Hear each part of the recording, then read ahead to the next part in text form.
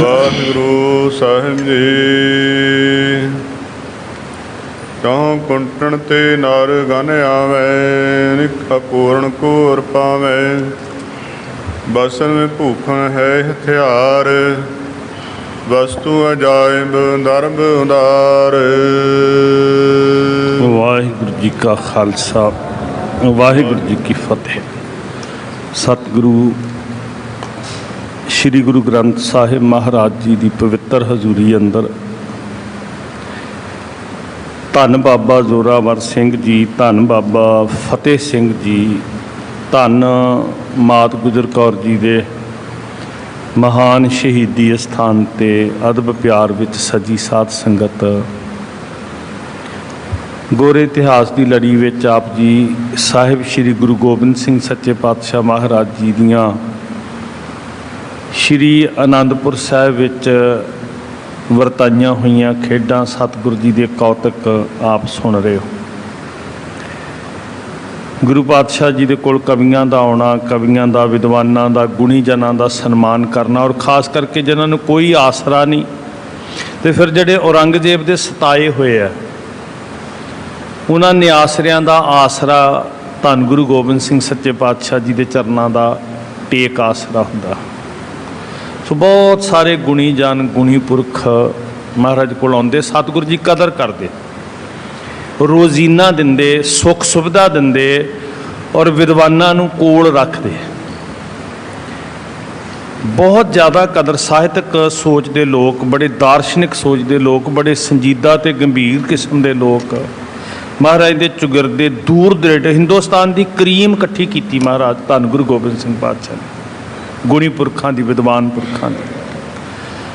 और वो एक कारण दस्या बड़ा स्पष्ट, क्योंकि महाराज चाहते ने भी खालसा पंथ साजना ते खालसा पंथ का बौद्धिक विकास भी होवे। राज तेजम सर्ब विनाश है, पंथ खालसा सुखद प्रकाश है। बौद्धिक विकास भी होवे, शरीरक बल भी होवे, आत्मक जोश भी होवे, रूहानी ताकत भी होवे, चेतना की शिखर भी होवे। हर गुण विच खालसे नूं संपन्न करना चाहते महाराज। इस वास्ते विद्वान पुरखां नूं श्री आनंदपुर साहिब महाराज ने वसाया। सत्ती पहरी सत भला बही है पढ़िया पास, उत्थे पाप पुन विचारिए कूड़ा घटै रास। इस वास्ते चेतन बुद्धि के लोग जड़े सियाणे सूझवान सन उन्होंने महाराज जी कोल बुलाते। इस तो अगली विचार शुरू करने तो पहला मेरी बेनती तुहाडे चरनां च, प्रशासन के असीं खास तौर पर धन्नवादी हाँ, क्योंकि सारे हिंदुस्तान च नहीं पूरा वर्ल्ड वाइड सब कुछ नूं सील किया गया सी। पिछले दिनों भी करफ्यू भी लगे, पर श्री फतेहगढ़ साहब कुछ संगत ने बहुत वधिया सहयोग दिता। तुसीं बेनतियां जिहड़ियां लगातार गुरुद्वारा साहब तो भी कीतियां गईयां तुसीं मन्नियां और साफ सफाई का, सोशल डिस्टेंस का पूरा ध्यान रखिया। उत्थे प्रशासन के भी असीं धन्नवादी हाँ भी उन्होंने सहयोग दिता। ਜਦੋਂ ਅਸੀਂ ख्याल रख रहे सी, दूरी बना के रखते सी, सफाई का ध्यान रखते सी, तो सख्ती नहीं की गई साडे उत्ते। हुण फिर हदायतां बड़ियां सख्त ने पूरे पंजाब के अंदर, पूरे देश च मरीज़ वधे ने कोविड-19 के जिहड़े कहर चल रहा। तो 1 जून तो हो सकता सख्ती होर वध जाए। जिहड़ियां इंस्ट्रक्शनस आईयां अज फिर सानूं सुनेहा मिलिया, तो उहदे अधीन मैं तुहाडे चरनां च हत्थ जोड़ के बेनती करदा, अपने भले वास्ते, दूसरिਆਂ ਦੇ भले वास्ते पूरी साफ सफाई का ध्यान रखो। कोई हरज नहीं जे मूँह बन के, क्योंकि अक्सर साडे साहां दा असर दूजिਆਂ ਦੇ उत्ते हो जाता। तो चंगा है जे तुसीं इस तरह आउंदे हो ते दूजा दूरी जरूर बना के रखिए, बहुत नेड़े ना एक दूसरे दे बैठिए। तीसरा हर शै नूं स्पर्श ना करिए। साध संगत ये भी कोशिश करिए भी धरती ते भी हाथ रख के ना उठना पवे। रेलिंग आदि नूं मत्था टेकन लगियां गोल कुत्ते हाथ जां इधर उधर आसरा जिहा लैना, थोड़ा गुरेज करिए, हौली तुर लीए। मत्था टेकन मैं सेवादार वीरां नूं भी बेनती करदा कि जे कई बारी कुछ संगत किसी इलाके तो आ जाती है, इकट्ठी कोई गड्डी आउंदी है ਤੇ ਉਹਨਾਂ ਨੂੰ ਵੀ ਰੋਕ ਲਵੋ ਵੀ ਇੱਕ ਇੱਕ ਕਰਕੇ ਨਮਸਕਾਰ ਕਰੋ। ਅਸੀਂ ਇhtiyਾਤ ਵਰਤਾਂਗੇ ਤੇ ਸਾਰਾ ਪ੍ਰੋਸੈਸ ਸਿਸਟਮ ਜਿਹੜਾ ਉਹ ਚੱਲਦਾ ਰਹੇਗਾ। ਪਰ ਜੇ ਅਸੀਂ ਢਿੱਲ ਕਰਾਂਗੇ ਤੇ ਫਿਰ ਬਾਕੀ ਵੀ ਗੁਰਦੁਆਰਾ ਸਾਹਿਬਾਨ ਦੇ ਆਲੇ ਦੁਆਲੇ ਪੂਰੀ ਸਖਤੀ ਕੀਤੀ ਗਈ ਹੈ, ਇੱਥੋਂ ਤੱਕ ਵੀ ਦਰਬਾਰ ਸਾਹਿਬ, ਦੂਖ ਨਿਵਾਰਨ ਸਾਹਿਬ। ਤੋ ਇਹਦੇ ਲਈ ਸਾਨੂੰ ਆਪ ਸਹਿਯੋਗ ਦੇਣਾ ਪਏਗਾ। ਮੇਰੀ ਹੱਥ ਬੰਨ੍ਹ ਕੇ ਬੇਨਤੀ ਤੁਹਾਡੇ ਚਰਨਾਂ 'ਚ, ਬਹੁਤ ਵਧੀਆ ਤੁਸੀਂ ਸਹਿਯੋਗ ਦਿੰਦੇ ਆਏ ਹੋ। ਅੱਗੇ ਵੀ ਇਸੇ ਤਰ੍ਹਾਂ ਹੀ ਚੇਤਨ ਹੋ ਕੇ, ਦੂਰੀ ਬਣਾ ਕੇ, ਪੂਰੀ ਸਫਾਈ ਦਾ, ਹੱਥਾਂ ਨੂੰ ਧੋਣਾ, ਥਾਂ ਥਾਂ 'ਤੇ ਥੁੱਕਣਾ ਨਹੀਂ, ਇਹਦਾ ਜ਼ਰੂਰ ਖਿਆਲ ਰੱਖੀ। ਵਾਹਿਗੁਰੂ ਤੁਹਾਨੂੰ ਚੜ੍ਹਦੀ ਕਲਾ ਬਖਸ਼ਣ, ਸਾਰਿਆਂ ਦਾ ਭਲਾ ਕਰਨ ਸੱਚੇ ਪਾਤਸ਼ਾਹ। ਆਓ ਧੰਨ ਗੁਰੂ ਗੋਬਿੰਦ ਸਿੰਘ ਹਜ਼ੂਰ ਦੇ ਇਸ ਬਖਸ਼ਿਸ਼ਾਂ ਭਰੇ ਕੌਤਕਾਂ ਦੀ ਵਿਚਾਰ ਕਹਿ ਸੁਣ ਸਕੀਏ। ਅਸੀਸ ਦਿਓ, ਪਿਆਰ ਵਿੱਚ ਜੁੜ ਕੇ ਸਭ ਸਿਮਰੋ ਜੀ ਧੰਨ ਸ਼੍ਰੀ ਗੁਰੂ ਗ੍ਰੰਥ ਸਾਹਿਬ ਮਹਾਰਾਜ ਜੀ। ਫਿਰ ਜਪੋ ਜੀ ਧੰਨ ਸ਼੍ਰੀ ਗੁਰੂ ਗ੍ਰੰਥ ਸਾਹਿਬ ਮਹਾਰਾਜ ਜੀ। ਵਾਹਿਗੁਰੂ ਸਾਹਿਬ ਜੀ। ਚੌਂ ਕੁੰਟਣ ਤੇ ਨਰ ਗਨ ਆਵੇ। ਬੇਅੰਤ ਸੰਗਤ, ਔਰ ਖਾਸ ਕਰਕੇ ਜਿਨ੍ਹਾਂ ਦੇ ਕੋਲ ਕੋਈ ਹੁਨਰ ਸੀ, ਜਿਨ੍ਹਾਂ ਦੇ ਕੋਲ ਕੋਈ ਕਲਾ ਸੀ, ਕੋਈ ਸੰਗੀਤ ਦੀ ਕਲਾ, ਕੋਈ ਕਾਵਕਤਾ ਦੀ ਕਲਾ, ਕੋਈ ਸ਼ਸਤਰ ਬਣਾਉਣ ਦੀ ਕਲਾ ਵਿੱਚ ਮਾਹਿਰ ਸੀ, ਸੋ ਬੜੀ ਕਦਰ ਹੁੰਦੀ ਮਹਾਰਾਜ ਦੇ ਘਰ। ਇਹ ਕਿਸੇ ਸੱਭਿਅਤਾ ਦੇ ਵਿਕਾਸ ਦੀ ਨਿਸ਼ਾਨੀ ਹੁੰਦੀ ਹੈ, ਕਿਸੇ ਸਮਾਜ ਦੀ ਤਰੱਕੀ ਦੀ ਨਿਸ਼ਾਨੀ ਹੁੰਦੀ ਹੈ, ਜਿੱਥੇ ਗੁਣੀ ਲੋਕਾਂ ਦੀ ਕਦਰ ਹੋਵੇ। ਉਹ ਸਮਾਜ, ਉਹ ਸੱਭਿਅਤਾ ਤਰੱਕੀ ਕਰਦੀ ਹੈ, ਉਹ ਕੌਮਾਂ ਤਰੱਕੀ ਕਰਦੀਆਂ ਜਿੱਥੇ ਗੁਣੀ ਲੋਕਾਂ ਦੀ ਕਦਰ ਹੋਵੇ। ਸੋ ਇਹ ਵਡਿਆਈ ਸੀ ਧੰਨ ਗੁਰੂ ਗੋਬਿੰਦ ਸਿੰਘ ਮਹਾਰਾਜ ਜੀ ਦੇ ਦਰ ਦੀ। ਸਾਰੀ ਸੰਗਤ ਨੂੰ ਆਦਰ ਮਾਣ ਸਨਮਾਨ ਮਿਲਦਾ, ਪਰ ਗੁਣੀ ਪੁਰਖਾਂ ਨੂੰ ਮਹਾਰਾਜ ਸੱਚੇ ਪਾਤਸ਼ਾਹ ਜੀ ਨਿਵਾਜਦੇ, ਸਨਮਾਨ ਦਿੰਦੇ, ਉਹਨਾਂ ਦੇ ਗੁਣ ਦੀ ਕਦਰ ਕਰਦੇ, ਉਹਨਾਂ ਦੇ ਹੁਨਰ ਦੀ ਕਦਰ ਕਰਦੇ। ਚੌਂ ਕੁੰਟਾਂ ਤੋਂ ਬੇਸ਼ੁਮਾਰ ਸੰਗਤਾਂ ਅਤੇ ਗੁਣਵਾਨ ਲੋਕ ਸਾਹਿਬ ਦੇ ਚਰਨਾਂ 'ਚ ਸ਼੍ਰੀ ਅਨੰਦਪੁਰ ਸਾਹਿਬ ਆ ਰਹੇ ਹਨ। ਅਨੇਕ ਪੂਰਨ ਕੋਰ ਪਾਵੇਂ। ਬਹੁਤ ਸਾਰੀ ਸ਼ਰਧਾਵਾਨ ਸੰਗਤ ਕਈ ਭਾਂਤ ਦੀਆਂ ਭੇਟਾਵਾਂ ਲਿਆ ਕੇ ਸਤਿਗੁਰਾਂ ਨੂੰ ਅਰਪਣ ਕਰਦੀਆਂ। ਆ ਕੋਰ ਦਾ ਅਰਥ ਹੈ ਭੇਟਾ। ਵੱਖ-ਵੱਖ ਇਲਾਕੇ ਤੋਂ, ਵੱਖ-ਵੱਖ ਪ੍ਰਾਂਤਾਂ ਤੋਂ ਸੰਗਤ ਆਉਂਦੀ ਸੀ ਤੇ ਉਹਨਾਂ ਇਲਾਕਿਆਂ ਦੀਆਂ ਬੜੀਆਂ ਕਈ ਖਾਸ ਤੋਹਫੇ ਹੁੰਦੇ ਸੀ। ਸੋ ਜਿਸ ਇਲਾਕੇ 'ਚੋਂ ਸੰਗਤ ਆਉਂਦੀ, ਉਹਨਾਂ ਦੀ ਕੋਸ਼ਿਸ਼ ਹੁੰਦੀ ਵੀ ਉੱਤਮ ਵਸਤੂ ਸਤਿਗੁਰੂ ਜੀ ਦੇ ਚਰਨਾਂ ਵਿੱਚ ਭੇਟ ਕੀਤੀ ਜਾਵੇ। ਬਸਨ ਵਿਭੂਖਣ ਹੈ ਹਥਿਆਰ। ਤੇ ਉਹਨਾਂ ਭੇਟਾਵਾਂ ਵਿੱਚ ਕੀ ਹੁੰਦਾ? ਬਸਨ, ਵਿਭੂਖਣ ਵਸਤਰ ਹੁੰਦੇ। ਕਈ ਇਲਾਕਿਆਂ ਦੇ ਬੜੇ ਖੂਬਸੂਰਤ ਗਹਿਣੇ ਘੜੇ ਹੁੰਦੇ, ਕੀਮਤੀ ਚੀਜ਼ਾਂ। ਘੋੜੇ ਬੜੇ ਖੂਬਸੂਰਤ ਹੁੰਦੇ, ਉੱਤਮ ਦਰਜੇ ਦੇ, ਖਾਸ ਕੁਆਲਿਟੀ ਕਿਸਮਾਂ ਦੇ ਘੋੜੇ, ਤੇ ਬਹੁਤ ਸੁੰਦਰ ਬੜੇ ਆਲਾ ਕਿਸਮ ਦੇ ਸ਼ਸਤਰ, ਹਥਿਆਰ। ਕਿਉਂਕਿ ਸੇਵਾ ਉਹ ਜਿਹੜੀ ਚੀਜ਼ ਦੀ ਜ਼ਰੂਰਤ ਹੋਵੇ, ਉਹ ਸੇਵਾ। ਜਦੋਂ ਲੰਗਰ ਦੀ ਜ਼ਰੂਰਤ ਹੈ ਤੇ ਲੰਗਰ ਦੀ ਸੇਵਾ, ਜੇ ਕਿਤੇ ਕੱਪੜਿਆਂ ਦੀ ਜ਼ਰੂਰਤ ਹੈ ਤੇ ਕੱਪੜਿਆਂ ਦੀ ਸੇਵਾ, ਜੇ ਕਿਤੇ ਕਿਸੇ ਨੂੰ ਦਵਾਈਆਂ ਦੀ ਜ਼ਰੂਰਤ ਹੈ ਤੇ ਦਵਾਈਆਂ ਦੀ ਸੇਵਾ, ਗਰਮੀਆਂ ਦੀ ਰੁੱਤੇ ਠੰਡੇ ਪਾਣੀ ਦੀ ਜ਼ਰੂਰਤ ਹੈ ਤੇ ਠੰਡੇ ਪਾਣੀ ਦੀ ਸੇਵਾ, ਸਰਦੀਆਂ ਦੀ ਰੁੱਤੇ ਸਿੱਖ ਪ੍ਰਬੰਧ ਕਰਦੇ ਦਸੰਬਰ ਪੋਹ ਦੀਆਂ ਉਹਨਾਂ ਰਾਤਾਂ ਵਿੱਚ ਥਾਂ ਥਾਂ 'ਤੇ ਗਰਮ ਪਾਣੀ ਦੇ ਪ੍ਰਬੰਧ ਕੀਤੇ ਹੁੰਦੇ। ਤੇ ਅਸੀਂ ਕਹੀਏ ਵੀ ਹੁਣ ਅਸੀਂ ਜੇਠ ਹਾੜ ਵਿੱਚ ਗਰਮ ਪਾਣੀ ਦੇ ਪ੍ਰਬੰਧ ਕਰਨੇ। ਸੇਵਾ ਦਾ ਮਤਲਬ ਹੈ ਲੋੜ ਦੀ ਪੂਰਤੀ। ਇਸ ਗੱਲ ਦਾ ਜ਼ਰੂਰ ਖਿਆਲ ਰੱਖਣਾ ਸਾਧ ਸੰਗਤ। ਪਰ ਅਸੀਂ ਮਾਫੀ ਮੰਗ ਕੇ ਕਹਿੰਦਾ ਕਿ ਕਈ ਵਾਰੀ ਨਾ ਅਸੀਂ ਇੰਨੇ ਪਰੰਪਰਾਵਾਦੀ ਹੋ ਜਾਂਦੇ ਹਾਂ, ਟਰਡੀਸ਼ਨਲ ਜਿਹੇ ਹੋ ਜਾਂਦੇ ਹਾਂ ਅਸੀਂ, ਵੀ ਜੇ ਰੁਮਾਲੇ ਲਿਆਉਣੇ ਆ ਤੇ ਸਾਰਿਆਂ ਨੇ ਰੁਮਾਲੇ ਹੀ ਲੈ ਕੇ ਆਉਣੇ ਆ, ਭਾਵੇਂ ਟਰੱਕ ਭਰ ਜਾਣ ਰੁਮਾਲਿਆਂ ਦੇ। ਸੇਵਾ ਨਹੀਂ ਆ ਉਹ ਤਾਂ ਇੱਕ ਕਰਮ ਕਾਂਡ ਬਣ ਗਿਆ ਨਾ। ਸੇਵਾ ਉਹ ਹੈ ਲੋੜ ਦੀ ਪੂਰਤੀ। ਵੇਖੋ ਗੁਰਦੁਆਰਾ ਸਾਹਿਬ ਕਿਸ ਚੀਜ਼ ਦੀ ਲੋੜ ਹੈ, ਜ਼ਰੂਰ ਲੈ ਕੇ ਆਵੋ। ਤੁਸੀਂ ਜ਼ਰੂਰ ਸੇਵਾ ਕਰੋ, ਪਰ ਲੋੜ ਦੀ ਸ਼ੈ ਲੈ ਕੇ ਆਵੋ। ਸੋ ਇਹ ਸਿੱਖ ਕੀ ਲੈ ਕੇ ਆਉਂਦੇ ਜੀ? ਸ਼ਸਤਰ ਲੈ ਕੇ ਆਉਂਦੇ, ਘੋੜੇ ਲੈ ਕੇ ਆਉਂਦੇ, ਮਾਇਆ ਲੈ ਕੇ ਆਉਂਦੇ, ਰਸਤਾਂ ਲੈ ਕੇ ਆਉਂਦੇ। ਵਕਤ ਦੀ ਜ਼ਰੂਰਤ ਸੀ ਘੋੜੇ ਤੇ ਸ਼ਸਤਰ ਲਿਆਉਣੇ, ਬੜੇ ਸੂਝਵਾਨ ਸਿੱਖ ਸੀ। ਤੇ ਜੇ ਸਾਰੇ ਸਿੱਖ ਕਹਿੰਦੇ ਵੀ ਅਸੀਂ ਵਸਤਰ ਹੀ ਲਿਆਉਣੇ ਆ, ਸਾਰੇ ਸਿੱਖ ਕਹਿੰਦੇ ਵੀ ਅਸੀਂ ਲੰਗਰ ਵਾਸਤੇ ਵਸਤੂ ਲਿਆਉਣੀ ਹੈ, ਤੇ ਫਿਰ ਜਿਹੜੀ ਤਿਆਰੀ ਸਤਿਗੁਰੂ ਜੀ ਕਰ ਰਹੇ ਸੀ ਉਹਦੇ ਵਿੱਚ ਸਿੱਖਾਂ ਦਾ ਯੋਗਦਾਨ ਨਹੀਂ ਸੀ ਪੈਣਾ। ਸੋਹਣੇ ਸ਼ਸਤਰ, ਸੋਹਣੇ ਘੋੜੇ ਸਿੱਖ ਭੇਟਾ ਕਰਦੇ। ਵਸਤੂਆਂ ਜਾਏ ਮਦਰ ਉਦਾਰ। ਬੜੀਆਂ ਅਜਬ ਵਸਤੂਆਂ ਹੁੰਦੀਆਂ ਜੀ, ਜਿਹੜੀਆਂ ਕਦੀ ਸ਼ਹਿਨਸ਼ਾਹਾਂ ਨੇ ਦਰਬਾਰਾਂ ਵਿੱਚ ਨਾ ਤੱਕੀਆਂ ਹੁੰਦੀਆਂ। ਵਸਤੂ ਅਜਾਇਬ, ਦਰਬ ਉਦਾਰ, ਔਰ ਬੜੀਆਂ ਬੜੀਆਂ ਕੀਮਤੀ, ਜਿਹੜੀਆਂ ਦੁਰਲੱਭ ਕਿਸਮ ਦੀਆਂ ਵਸਤੂਆਂ ਹੁੰਦੀਆਂ, ਜਿਨ੍ਹਾਂ ਨੂੰ ਕੋਈ ਸ਼ਾਇਦ ਪੈਸੇ ਨਾਲ ਢੂੰਡ ਕੇ ਵੀ ਖਰੀਦ ਨਾ ਸਕੇ। ਇੱਦਾਂ ਦੀਆਂ ਨਿਆਮਤ ਵਸਤੂਆਂ ਸਿੱਖ ਸਤਿਗੁਰੂ ਜੀ ਦੇ ਚਰਨਾਂ ਵਿੱਚ ਅਰਪਣ ਕਰਦੇ। ਮਨੋ ਕਾਮਨਾ ਪਾਏ ਸਿਧਾਰੈ। ਮਨ ਦੀਆਂ ਭਾਵਨਾਵਾਂ ਪੂਰੀਆਂ ਹੁੰਦੀਆਂ, ਬਖਸ਼ਿਸ਼ਾਂ ਲੈਂਦੇ। ਜੋ ਧਾਰ ਕੇ ਜੋ ਚਿਤਵਦੇ ਸਿੱਖ, ਜੋ ਮੰਗਿਆ ਠਾਕੁਰ ਆਪਣੇ ਤੇ ਸੋਈ ਸੋਈ ਦੇਵੈ। ਜੈਸੀ ਭੂਖ ਤੈਸੀ ਕਾ ਪੂਰਕ। ਗੁਰਮਤ ਦੇ ਅਨੁਸਾਰ ਸਤਿਗੁਰ ਜੀ ਸਿੱਖਾਂ ਨੂੰ ਨਿਵਾਜਦੇ। ਕੀਰਤ ਚਾਰੋਂ ਵਰਣ ਉਚਾਰੈ। ਹਾਂ, ਗੁਰੂ ਵੇਖੋ ਦੁਨੀਆ ਦੇ ਉੱਤੇ ਵਰਨ ਵੰਡ ਜਿਹੜੀ ਬੜੀ ਅਜੀਬ ਸੀ, ਜਿਹਨੇ ਲੋਕਾਂ ਨੂੰ ਧਰਮ ਤੋਂ ਦੂਰ ਰੱਖਿਆ, ਆਪਸ ਵਿੱਚ ਸਮਾਜ ਵਿੱਚ ਇੱਕ ਵੱਡਾ ਪਾੜਾ ਪਾ ਕੇ ਰੱਖਿਆ। ਪਰ ਗੁਰੂ ਨਾਨਕ ਦੇ ਘਰ ਦੇ ਅੰਦਰ ਵਰਨ ਵੰਡ ਲਈ ਕੋਈ ਥਾਂ ਨਹੀਂ ਸੀ। ਇੱਥੇ ਹਰ ਖੇਤਰ ਦੇ ਵਿੱਚੋਂ ਆਉਣ ਵਾਲਾ, ਹਰ ਬਰਾਦਰੀ 'ਚ ਜਨਮ ਲੈਣ ਵਾਲਾ, ਇਹ ਤੇ ਪੁੱਛਿਆ ਹੀ ਨਹੀਂ ਸੀ ਨਾ ਜਾਂਦਾ ਵੀ ਵਰਨ ਜਾਤ ਕੀ ਹੈ।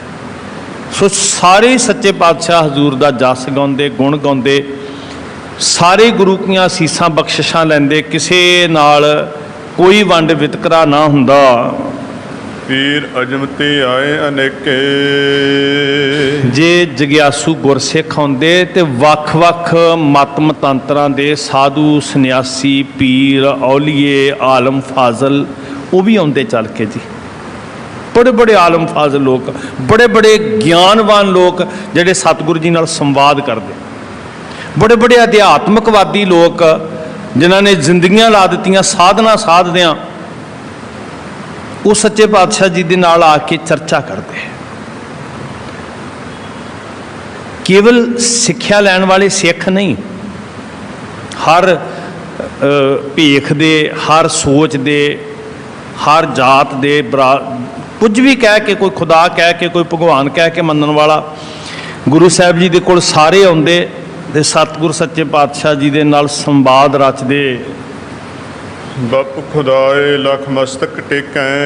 ਹਾਂ, ਤੇ ਫਿਰ ਉਹਨਾਂ ਦੀ ਨਿਸ਼ਾ ਹੁੰਦੀ, ਜਦੋਂ ਉਹਨਾਂ ਦੀ ਅੰਦਰ ਦੀ ਤਸੱਲੀ ਹੁੰਦੀ ਨਾ, ਫਿਰ ਖੁਦਾ ਦਾ ਰੂਪ ਜਾਣ ਕੇ ਨਮਸਕਾਰ ਕਰਦੇ। ਕੈਸੇ ਉਹ ਪਿਆਰੇ ਸਨ। ਮੂਸਾ ਰੋਪੜ ਵਾਲਾ, ਅਜਨੇਰ ਵਾਲਾ, ਸਲਾਬਤੀਆ, ਜਿਨ੍ਹਾਂ ਨੇ ਕਿਹਾ ਸੀ ਇਹਨਾਂ ਦੇ ਪਲੰਘੇ ਨੂੰ ਨਾ ਰੋਕਿਓ, ਇਹ ਪੀਰਾਂ ਦੇ ਪੀਰ ਹਨ, ਇਹਨਾਂ ਨੂੰ ਜਾਣ ਦਿਓ। 5 ਸਨ ਉਹ ਫਕੀਰ ਜਿਨ੍ਹਾਂ ਕੋਲੋਂ ਸ਼ਨਾਖਤ ਕਰਵਾਈ। ਜਦੋਂ ਸਤਿਗੁਰੂ ਜੀ ਚਮਕੌਰ ਸਾਹਿਬ ਤੋਂ ਤੁਰੇ ਤੇ ਉਹਨਾਂ ਨੇ ਹੱਥ ਬੰਨ੍ਹ ਨਮਸਕਾਰ ਕਰ ਸਿਜਦੇ ਕਰਦਿਆਂ ਕਿਹਾ ਸੀ ਹਾਕਮਾਂ ਨੂੰ, ਇਹਨਾਂ ਨੂੰ ਨਾ ਰੋਕਿਓ, ਇਹ ਵਾਕਈ ਪੀਰਾਂ ਦੇ ਪੀਰ ਹਨ। ਉਹ ਖੁਦਾਈ ਰੂਪ ਕਹਿ ਕੇ ਨਮਸਕਾਰਾਂ ਕਰਕੇ ਜਾਂਦੇ। ਪ੍ਰਸ਼ਨ ਉੱਤਰ ਕਰ ਉਰ ਹਰ ਖਾਵੇਂ। ਆ ਜ਼ਰੂਰੀ ਹੈ ਜੀ। ਗੁਰੂ ਨਾਨਕ ਦੇ ਘਰ 'ਚ ਜਿਹੜੀ ਸੀ ਨਾ, ਮਹਾਰਾਜ ਨੇ ਇੱਕ ਅਧਿਕਾਰ ਦਿੱਤਾ ਸੀ, ਪ੍ਰਸ਼ਨ ਉੱਤਰ। ਅੱਜ ਅਸੀਂ ਇਹਦੇ ਤੋਂ ਥੋੜ੍ਹਾ ਜਿਹਾ ਨਾ ਖਿਸਕਦੇ ਜਾ ਰਹੇ ਹਾਂ। ਸਾਰੀ ਬਾਣੀ ਪ੍ਰਸ਼ਨ ਉੱਤਰ ਹੈ। ਜਪਜੀ ਸਾਹਿਬ ਵਿੱਚ ਤੁਹਾਨੂੰ ਦਰਜਨਾਂ ਸਵਾਲ ਮਿਲਣਗੇ, ਜਵਾਬ ਮਿਲਣਗੇ। ਸਾਰੀ ਬਾਣੀ ਪ੍ਰਸ਼ਨ ਉੱਤਰ ਹੈ। ਸੋ ਜਿਤਨੇ ਆਉਂਦੇ ਸੀ ਉਹਨਾਂ ਨੂੰ ਇਹ ਅਧਿਕਾਰ ਹੁੰਦਾ ਸੀ। ਮਹਾਰਾਜ ਜੀ ਵੀ ਕਿਸੇ ਨਾਲ ਨਾਰਾਜ਼ਗੀ ਨਹੀਂ ਸੀ ਜ਼ਾਹਰ ਕਰਦੇ। ਗੁਰੂ ਨਾਨਕ ਦੇ ਘਰ ਦੇ ਅੰਦਰ ਇਹ ਜਿਹੜੀ ਪਿਰਤ ਸੱਚੇ ਪਾਤਸ਼ਾਹ ਮਹਾਰਾਜ ਨੇ ਪਾਈ, ਜਿਹੜੀ ਮਰਜ਼ਾਦਾ ਬੰਨੀ ਸੰਵਾਦ ਦੀ, ਗੋਸ਼ਟ ਦੀ, ਅਸਲ 'ਚ ਵਿਵਾਦ ਨੂੰ ਮੁਕਾਉਣ ਵਾਸਤੇ ਜ਼ਰੂਰਤ ਹੀ ਸੰਵਾਦ ਦੀ ਹੈ। ਵਿਵਾਦ ਮੁੱਕੇਗਾ ਹੀ ਤਾਂ ਜੇ ਸੰਵਾਦ ਕਰਾਂਗੇ, ਤੇ ਸੰਵਾਦ ਹੋਵੇਗਾ ਹੀ ਉਦੋਂ ਜਦੋਂ ਹੋਵੋ ਇਕੱਤਰ ਮਿਲੋ ਮੇਰੇ ਭਾਈ। ਫਿਰ ਦੁਬਦਾ ਦੂਰ ਕਰੋ ਲਿਵ ਲਾਈ। ਸੋ ਉਹ ਆਉਂਦੇ ਸਾਰੇ ਗੁਣੀ ਜਨ, ਪ੍ਰਸ਼ਨ ਉੱਤਰ ਕਰ ਉਰ ਹਰ ਖਾਵੇਂ। ਮਹਾਰਾਜ ਸੱਚੇ ਪਾਤਸ਼ਾਹ ਨਾਲ ਆ ਕੇ ਸਵਾਲ ਪੁੱਛਦੇ।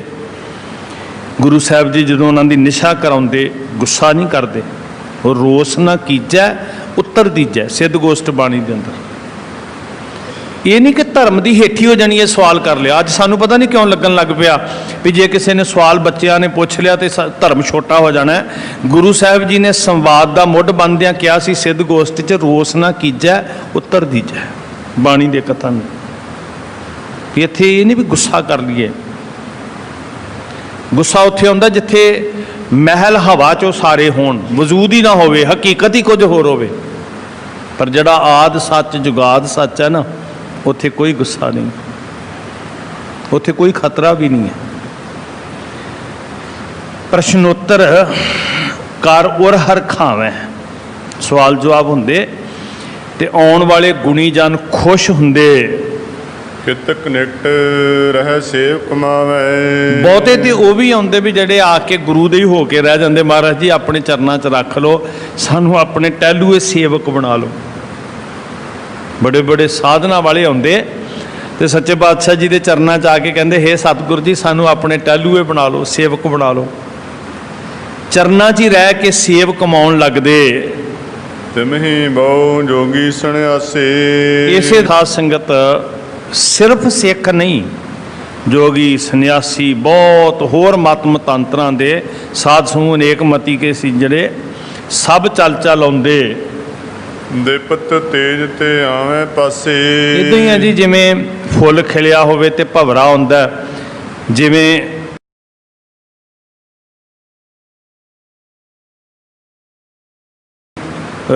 ਦੀਪਕ ਕਈ ਭੇਖਾਂ ਦੇ ਵੇਖੋ, ਕਈ ਤੇ ਐਸੇ ਵੀ ਮਿਲ ਜਾਂਦੇ ਆ ਵੀ ਜਿਨ੍ਹਾਂ ਨੇ ਖੁੰਦਕ ਹੀ ਕਰਨੀ ਹੁੰਦੀ ਹੈ, ਪਰ ਨੇਕ ਨੀਅਤ ਰੂਹਾਨੀ ਕਮਾਈ ਵਾਲੇ, ਜਪ ਵਾਲੇ, ਤਪ ਵਾਲੇ, ਸਾਧਨਾ ਕਰਨ ਵਾਲੇ, ਬੜੇ ਸੁਚੱਜੇ ਉਜਲੇ ਰੋਸ਼ਨ ਦਿਮਾਗ ਵਾਲੇ, ਉਹ ਵੀ ਲੋਕ ਆਉਂਦੇ ਮਹਾਰਾਜ ਕੋਲ। ਔਰ ਸਭ ਤੋਂ ਕਮਾਲ ਦੀ ਗੱਲ, ਬੜੇ ਗਹਿਰ ਗੰਭੀਰ ਬਚਨ ਬਿਲਾਸ ਕਰਦੇ ਸੱਚੇ ਪਾਤਸ਼ਾਹ ਨਾਲ। ਸਾਧੂ ਸੰਨਿਆਸੀ ਆਉਂਦੇ, ਜੋਗੀ ਜਤੀ ਆਉਂਦੇ, ਪੀਰ ਫਕੀਰ ਆਉਂਦੇ। ਸਭ ਲਈ ਗੁਰੂ ਕਲਗੀਧਰ ਪਾਤਸ਼ਾਹ ਜੀ ਦੇ ਦਰਵਾਜ਼ੇ ਖੁੱਲੇ ਰਹਿੰਦੇ। ਦਰਸੈ ਪ੍ਰਭ ਕੋ ਜੋ ਵਡ ਭਾਗੀ। ਭਾਗਾਂ ਵਾਲੇ ਆ ਕੇ ਦਰਸ਼ਨ ਕਰਦੇ ਜੀ। ਗੁਰੂ ਸਾਹਿਬ ਜੀ ਦੇ ਕੋਲ ਬਚਨ ਬਿਲਾਸ ਕਰਨੇ, ਆਪਣੇ ਸ਼ੰਕੇ ਨਿਵਰਤ ਕਰਨੇ, ਮਹਾਰਾਜ ਦੇ ਬਚਨਾਂ ਨੂੰ ਸੁਣਨਾ, ਇਹੀ ਤੇ ਗੁਰੂ ਸਾਹਿਬ ਜੀ ਦੇ ਵਾਕਈ ਅੰਤਰੀਵੀ ਦਰਸ਼ਨ ਸਨ। ਤੇ ਉਹ ਆ ਕੇ ਸਤਿਗੁਰ ਜੀ ਦੇ ਗੋਜ ਬਚਨਾਂ ਨੂੰ ਸੁਣਦੇ। ਰਚੇ ਅਨੇਕ ਛੰਦਨ ਕੀ ਬਾਣੀ। ਹਾਂ, ਮਹਾਰਾਜ ਜੀ ਨਾ ਅਨੇਕ ਛੰਦਨ ਕੀ ਬਾਣੀ, ਛੰਦ, ਚਾਚਰੀ ਛੰਦ, ਭੁਜੰਗ ਪ੍ਰਿਆਤ ਛੰਦ, ਹਰ ਬੋਲ ਮਨਾ ਛੰਦ। ਕਰੁਣਾਲੇ ਹਾਂ, ਰਕਾਲੇ ਹਾਂ, ਖਲਖੰਡਨ ਹੈ, ਮਹਿਮੰਡਨ ਹੈ, ਜਗਤੇਸ਼ਵਰ ਹੈ, परमेश्वर है, कलकारण है, सर्वभारण है, त्रित के तरण है, जग के करण है, मन मान्य है, जग जाने हैं। अनेक छंदन की बाणी, एक अक्षरी छंद, अजय अलय भै भै भू अजू अनास कास गांज भांजा रख। क्या प्रवाह सी कलगीधर पातशाह जी दा, नदी चल रही जिवें समुंदर वल नूं। रचा अनेक छंदन की बाणी, इदा छंदबंदी सतगुर सच्चे पातशाह महाराज जी करते। और कमाल दे छंद जी, भुजंग प्रियात छंद। भुजंग सप नूं कहंदे, जिवें ऐ सप चलदा ना ते ऐ समूथली ऐ निकलदा जांदा घाह फूस दे विच दी, किन्ना ऐ नरम नाजुकता नाल कोमल जिहा सप ऐ निकलदा जांदा। इदां दी चाल छंदां दी, भुजंग प्रियात छंद। नमस्तंग काले, नमस्तंग कृपाले, नमस्तंग रूपे, नमस्तंग अनूपे। बिल्कुल जिवें सप दी चाल हुंदी है, इदां दी चाल जिवें शस्त्र चल रहे होण, इदां दी चाल जिवें घोड़े भज रहे होण। धन कलगीधर पातशाह महाराज जी जी वो तेग दे धनी ने, ते उन्हां वर्गा कलम दा भी धनी दुनिया में कोई नहीं सी। रचा अनक छंदन की बाणी, कमाल दी छंदाबंदी, कमाल दी तुकांत बंदी, कमाल दा वजन हुंदा उस कविता दे अंदर, उस रचना दे अंदर। जे वो रूहानीयत है तो शिखर दी है, जे वो बीर रस है तो शिखर दा है, जे वो विराग है तो इंतहा दा है। कदी बरीकी दे नाल जफरनामे नूं पढ़ के वेखना। महाराज किस तरह लिखते ने, जी हाँ सुध के चू बसना बचगा कुश्ताचार, ये बाकी बैमदस्त पेचीदा मार। रूह झंझोड़ी जाती है औरंगजेब की जो सतगुरु जी जफरनामा लिखते हैं, अंदरों कंब उठता है औरंगजेब। ना जेब तुरा नामे औरंगजेब कि औरंगजेबा ना आयद फरेब। किड्डी निरभैता है, किड्डी निडरता है, किड्डी सूरबीरता उस लेखनी के अंदर। दुनिया के अंदर धन गुरु गोबिंद सिंह महाराज के कलम विच भी कोई सानी नहीं, दूजा इदां दा नहीं देखा। रचै अनक छंदन की बाणी, जिन्ना मान करिए धन गुरु गोबिंद सिंह सच्चे पातशाह महाराज तो उन्ना थोड़ा साध संगत। सानू बहुत गर्व होना चाहिए कि साडे प्यो गुरु गोबिंद सिंह सच्चे पातशाह जी ने। असी क्यों ठूठा फड़ के किसी के दर के उत्ते भटकांगे, जिसका साहिब पातशाहां दा पातशाह, शहनशाह दा शहनशाह, उन्होंने क्यों ना मान होवे पई। गुणवान पातशाह, गुणा दे सागर सतगुरु जी इदा छंदाबंदी दे अंदर रचना करदे।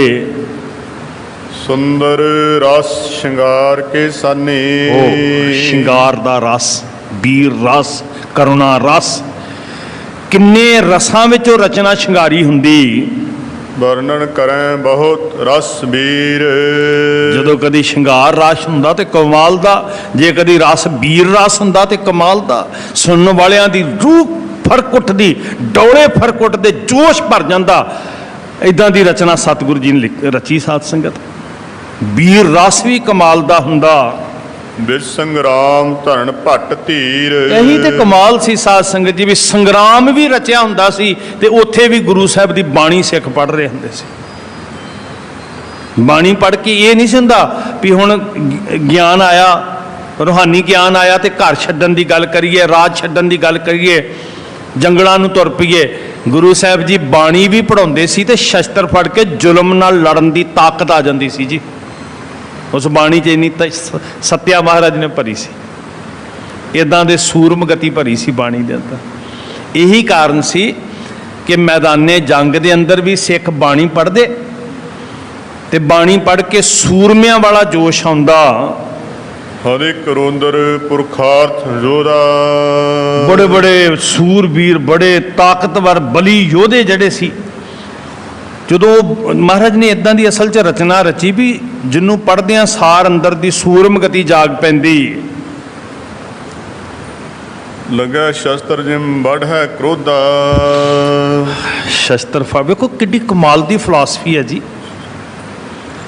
हुण गल सिर्फ तुकांत बंदी दी नहीं है, ਉਹਦੇ अंदर दी फिलासफी वेखो।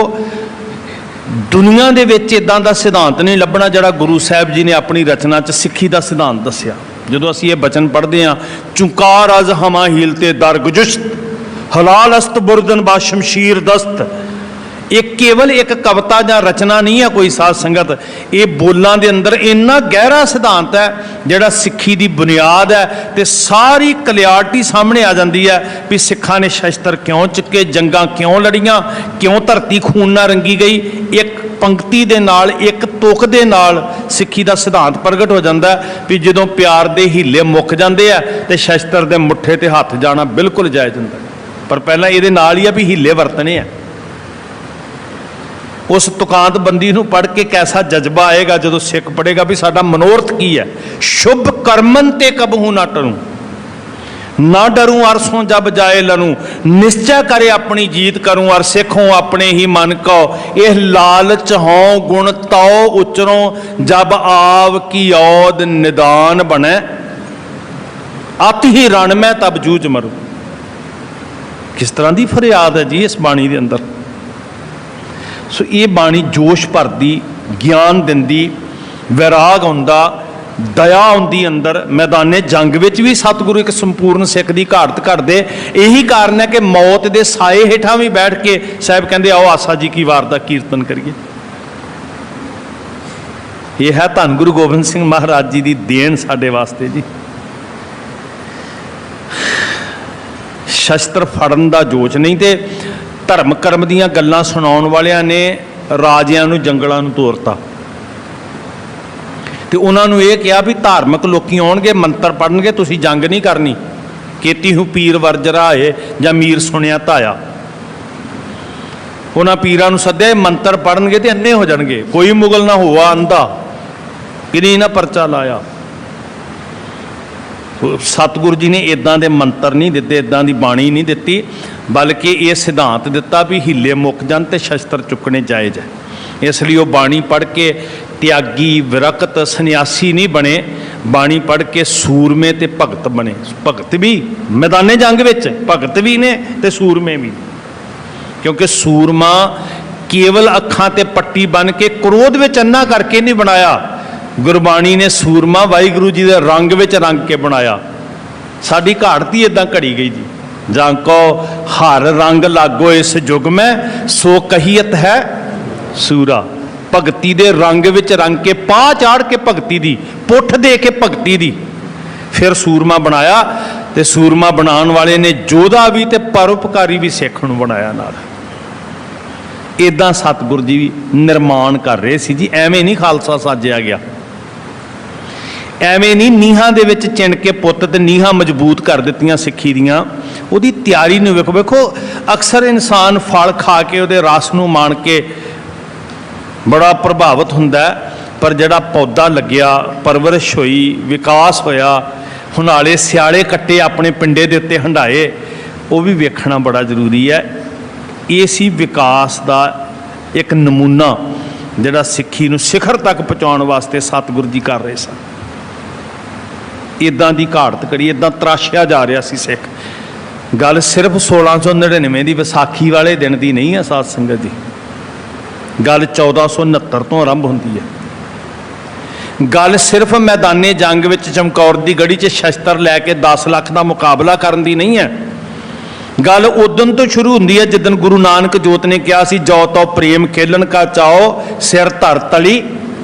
ਉਸ ਦਿਨ ਤੋਂ ਸ਼ੁਰੂ ਹੁੰਦੀ ਹੈ ਤੇ ਉਸ 250 ਸਾਲ ਦਾ ਪ੍ਰੋਸੈਸ ਹੈ, ਇੱਕ ਦਿਨ ਦਾ ਨਹੀਂ ਹੈ। ਇਹ ਹੈ ਸਿੱਖੀ ਦੀ ਘਾੜਤ। ਅਸੀਂ ਕੀ ਅੰਤ ਪਾ ਸਕਦੇ? ਸਾਡੀ ਬੁੱਧੀ ਕਿੰਨੀ ਕੁ ਹੈ ਜੀ? ਸਾਡੇ ਕੋਲ ਸ਼ਬਦ ਕਿੰਨੇ ਕੁ ਨੇ? ਪਹਿਲੀ ਗੱਲ ਤੇ ਅਨੁਭਵ ਕਿੰਨਾ ਕੁ ਕਰ ਸਕਦਾ, ਤੇ ਜਿੰਨਾ ਕਰ ਸਕਦਾ ਉਹਨਾਂ ਬਿਆਨ ਨਹੀਂ ਕਰ ਸਕਦਾ। ਸਮਰੱਥਾ ਕਿੰਨੀ ਕੁ ਸਾਡੇ ਕੋਲ ਜੀ?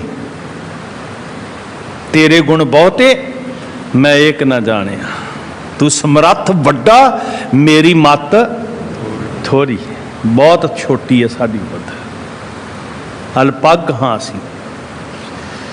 ਇਸ ਤਰ੍ਹਾਂ ਸ਼੍ਰੀ ਅਨੰਦਪੁਰ ਸਾਹਿਬ ਵਿੱਚ ਸਤਿਗੁਰੂ ਜੀ ਭਵਿੱਖ ਦੀ ਤਿਆਰੀ ਕਰ ਰਹੇ ਸਨ। ਜਿਸ ਤੇ ਵਕਤਾ ਔਰ ਸਰੋਤਾਨ, ਵਕਤਾ ਤੇ ਸਰੋਤਾ, ਇੱਕ ਸੰਵਾਦ ਦਾ ਜਨਮ ਹੁੰਦਾ, ਜਿਹਨੂੰ ਕਿਹਾ ਸੀ ਕਿਛ ਸੁਣੀਐ ਕਿਛ ਕਹੀਐ।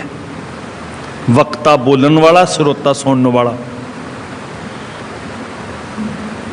ਗੱਲ ਤੇ ਹਥਿਆਰ ਚਲਾਉਣ ਦੀ ਟ੍ਰੇਨਿੰਗ ਦੀ ਨਹੀਂ ਹੈ ਇਕੱਲੀ। ਜਦੋਂ ਮਹਾਰਾਜ ਸੱਚੇ ਪਾਤਸ਼ਾਹ ਜੀ ਨੇ ਸਿੱਖਾਂ ਨੂੰ ਬਲੀ ਬਣਾਇਆ, ਸਿੱਖਾਂ ਨੇ ਹਥਿਆਰ ਵੀ ਚੁੱਕੇ, ਫਤਿਹਾਂ ਪਾਈਆਂ, ਤੇ ਨਾਲ ਉਸੇ ਵੇਲੇ ਕਿਹਾ ਸੀ ਵੀ ਵੇਖਿਓ ਹਥਿਆਰ ਤੇ ਔਰੰਗਜ਼ੇਬ ਦੇ ਸਿਪਾਹੀਆਂ ਕੋਲ ਵੀ ਹੈਗੇ ਆ, ਤੁਹਾਨੂੰ ਸਿਰਫ ਹਥਿਆਰ ਚਲਾਉਣ 'ਚ ਟ੍ਰੇਨਡ ਨਹੀਂ ਕਰਨਾ, ਤੁਹਾਡਾ ਕਿਰਦਾਰ ਬਣਾਉਣਾ, ਤੁਹਾਡਾ ਆਚਾਰ ਬਣਾਉਣਾ, ਉੱਚੇ ਸੁੱਚੇ ਆਚਾਰ ਤੇ ਕਿਰਦਾਰ ਦੇ ਤੁਹਾਨੂੰ ਮਾਲਕ ਬਣਾਉਣਾ।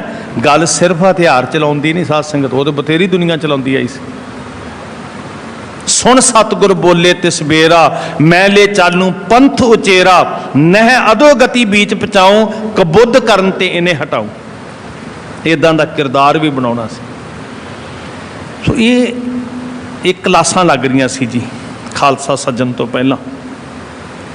ਸਿੱਖੀ ਦਾ ਸਕੂਲ ਸੀ ਜਿੱਥੇ ਪੜ੍ਹਾਇਆ ਜਾ ਰਿਹਾ ਸੀ, ਤੇ ਜਿੱਥੇ ਇਹ ਜ਼ਰੂਰੀ ਸੀ, ਯਕੀਨੀ ਸੀ ਵੀ ਇਸ ਸਕੂਲ 'ਚ ਦਾਖਲ ਹੋਣ ਵਾਲੇ ਸਿੱਖਾ ਫੀਸ ਸਿਰ ਦੀ ਲੱਗਣੀ ਹੈ। ਪਹਿਲਾ ਮਰਨ ਕਬੂਲ ਜੀਵਨ ਕੀ ਛੱਡ ਆਸ, ਇਹਦੇ ਤੋਂ ਘੱਟ ਫੀਸ ਨਹੀਂ ਲੱਗਣੀ। ਜੇ ਪ੍ਰਵਾਨ ਹੈ ਤੇ ਫਿਰ ਸਿੱਖੀ ਦੇ ਸਕੂਲ 'ਚ ਦਾਖਲਾ ਲੈ। ਇਵੇਂ ਸਤਿਗੁਰੂ ਜੀ ਬੌਧਿਕ, ਆਤਮਿਕ, ਸਰੀਰਕ ਹਰ ਪੱਖ ਤੋਂ ਤਿਆਰੀ ਕਰਵਾ ਰਹੇ ਸਨ। ਵਧੈ ਵੀਰਤਾ ਮਨ ਮੈਂ ਆਨ, ਵੀਰਤਾ ਤੇ ਵਧਣੀ ਸੀ ਜੀ ਭਾਈ। ਹੁਣ ਜਿੱਥੇ ਰੂਹਾਨੀ ਸ਼ਕਤੀ ਵੱਧ ਰਹੀ ਆ, ਆਤਮ ਬਲ ਵੱਧ ਰਿਹਾ, ਵਿਲ ਪਾਵਰ ਤੋਂ ਬਿਨਾਂ ਕਿੱਥੇ 10 ਲੱਖ ਦਾ ਮੁਕਾਬਲਾ 5 ਕਰਦੇ ਜੀ। ਆ ਵੀ ਭਰਿਆ ਸੀ ਨਾ ਨਾਲ ਅੰਦਰ। ਅਸਲ 'ਚ ਰੂਹਾਨੀ ਰੰਗ ਹੀ ਸੀ। ਬਾਬਾ ਬੰਦਾ ਸਿੰਘ ਬਹਾਦਰ ਨੇ ਕਿਹਾ ਸੀ, ਪੁੱਛਣ ਵਾਲਿਆ ਤੂੰ ਪੁੱਛਦਾ ਤੇਰਾ ਗੁਰੂ ਨਹੀਂ ਬੌੜਿਆ, ਤੇਰੇ ਪੁੱਤ ਦਾ ਕਾਲਜਾ ਕੱਢ ਦਿੱਤਾ, ਤੇਰੇ ਸਾਥੀ ਮਾਰ ਦਿੱਤੇ, ਤੇਰੇ ਜਿਸਮ ਦੇ ਅੰਗ ਵੱਢ ਦਿੱਤੇ, ਤੇਰੀ ਜੀਭ ਵੱਢਣ ਲੱਗੇ ਨੇ, ਅੱਖਾਂ ਕੱਢਣ ਦੀ ਤਿਆਰੀ ਹੈ। ਭੋਲਿਆ ਅੱਖਾਂ ਖੋਲ ਕੇ ਵੇਖ, ਇਹ ਗੁਰੂ ਅੰਗ ਸੰਗ ਹੈ ਤੇ ਤਾਈਓ ਹੀ ਜਰਿਆ ਜਾ ਰਿਹਾ। ਆਹੀ ਤੇ ਮੇਰੇ ਗੁਰੂ ਨੇ ਤਿਆਰੀ ਕਰਵਾਈ ਹੈ। ਇਦਾਂ ਵੀਰਤਾ ਵੱਧਦੀ ਸੀ, ਇਦਾਂ ਸੂਰਮਗਤੀ ਵਧੈ ਵੀਰਤਾ ਮਨ ਮੈਂ ਆਣ।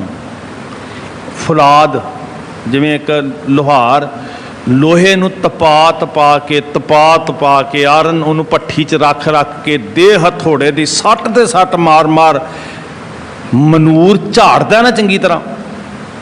ਜਿਨ੍ਹਾਂ ਨੇ ਕਦੀ ਰੰਬੀਆਂ ਫਾਲੇ ਪਿੰਡਾਂ 'ਚ ਬਣਾਏ ਨਾ, ਉਹਨਾਂ ਨੂੰ ਪਤਾ ਹੋਏਗਾ।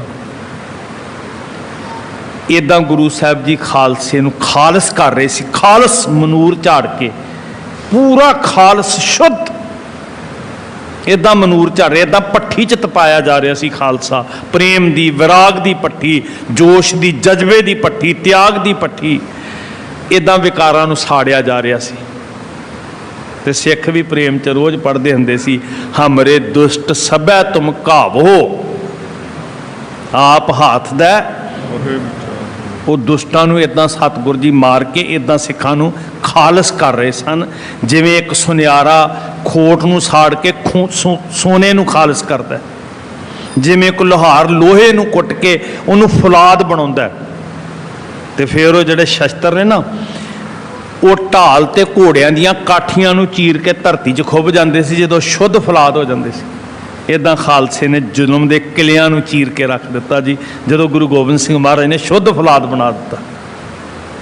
ਗੱਲ ਤਾਂ ਬੜੀ ਸੌਖੀ ਜੀ ਹੈ ਜੀ। ਅਨੰਦਪੁਰ ਸਾਹਿਬ ਅੰਮ੍ਰਿਤ ਛਕਾ ਦਿੱਤਾ ਤੇ ਜੰਗ ਹੋ ਗਈ ਤੇ ਗੱਲ ਮੁੱਕ ਗਈ। ਅੱਧੇ ਮਿੰਟ 'ਚ ਕਹੀ ਜਾ ਸਕਦੀ ਹੈ, ਪਰ ਉਸ ਅੱਧੇ ਮਿੰਟ ਦੇ ਪਿੱਛੇ ਜਿਹੜੀ ਅੱਧੀ ਸਦੀ ਦੀ ਤਿਆਰੀ ਹੈ,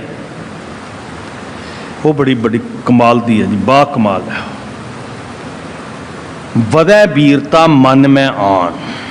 ਭਗਤੀ ਆ ਰਹੀ ਹੈ, ਵਿਰਾਗ ਆ ਰਿਹਾ, ਜੋਸ਼ ਆ ਰਿਹਾ, ਜਜ਼ਬਾ ਆ ਰਿਹਾ। ਕਿਉਂਕਿ ਗੱਲ ਸਿਰਫ ਨਾਮ ਜਪਣ ਦੀ ਹੁੰਦੀ ਤੇ ਬੜੇ ਲੋਕ ਜੰਗਲਾਂ 'ਚ ਬੈਠੇ ਹੋਏ ਸੀ। ਸਿੱਖੀ ਦਾ ਰਾਹ ਇਹ ਥੋੜ੍ਹਾ ਹੀ ਹੈ ਇਕੱਲਾ। ਉਹਦੇ ਬਥੇਰੇ ਸੰਨਿਆਸੀ, ਜੋਗੀ, ਭੰਗਮ, ਤਾੜੀਆਂ, ਸਮਾਧੀਆਂ, ਬੜੇ ਭੋਰੇ ਕੱਢ ਕੇ ਗੁਫਾਵਾਂ ਬਣਾ ਦੇ ਵਿੱਚ ਬੜੇ ਬੈਠੇ ਸੀ। ਸਿੱਖ ਵੀ ਬਹਿ ਜਾਂਦੇ।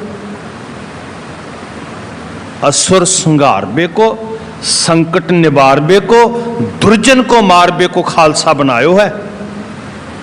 ते इस खालसे नूं साज के इन्नी आत्म विश्वास दिता, इन्ना वैल पावर भरी अंदर।